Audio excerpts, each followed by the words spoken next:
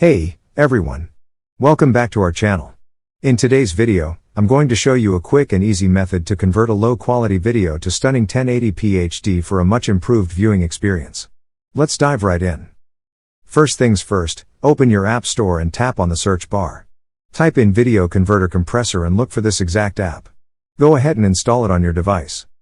Once the app is installed, open it up. You'll be prompted to allow permissions, so go ahead and grant them. On the main screen, tap on the red Video Converter button. This will display all the video files on your phone. Select the video you want to convert and tap Next. Now, you'll see the current resolution of the video. Tap on it and select 1080p from the list. This will enhance the video quality significantly. After choosing 1080p, tap on the Convert button at the bottom right. You can also change the file name if you want. I'll call mine 1080p. Now, tap on Start Now, and the app will start the conversion process. And there you have it. You've successfully converted a low-quality video to crystal clear 1080p HD using the Video Converter Compressor app. It's that simple. If you found this tutorial helpful, don't forget to give it a thumbs up, subscribe for more content.